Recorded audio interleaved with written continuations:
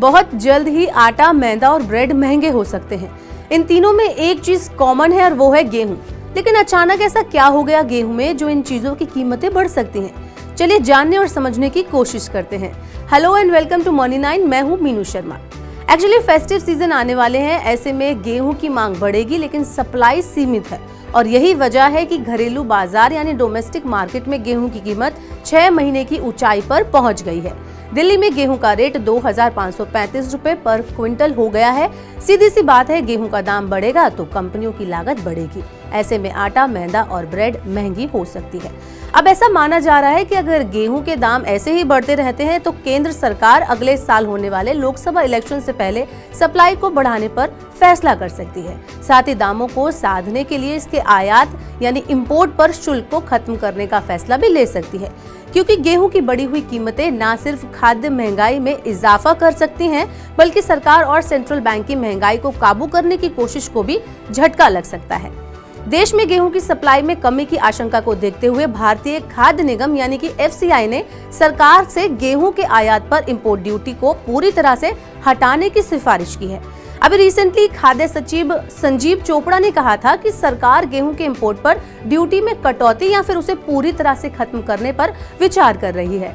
देश में गेहूं इंपोर्ट पर फिलहाल 40% इंपोर्ट ड्यूटी है और 4% सेस लगता है, यानी गेहूं के इंपोर्ट पर टोटल 44% टैक्स है। 1 अगस्त 2023 तक सेंट्रल पूल में गेहूं का स्टॉक करीब 283 लाख टन है, जबकि पिछले साल इस अवधि में यह आंकड़ा 266 लाख टन था।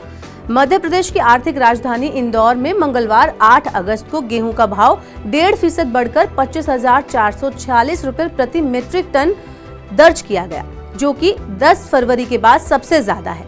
बीते 4 महीने में गेहूं का भाव करीब 18% बढ़ चुका है। कारोबारियों का कहना है कि फेस्टिव सीजन के दौरान गेहूं की संभावित कमी से बचने के लिए सरकार को अपने गोडाउन से स्टॉक को खुले बाजार में जारी करना चाहिए।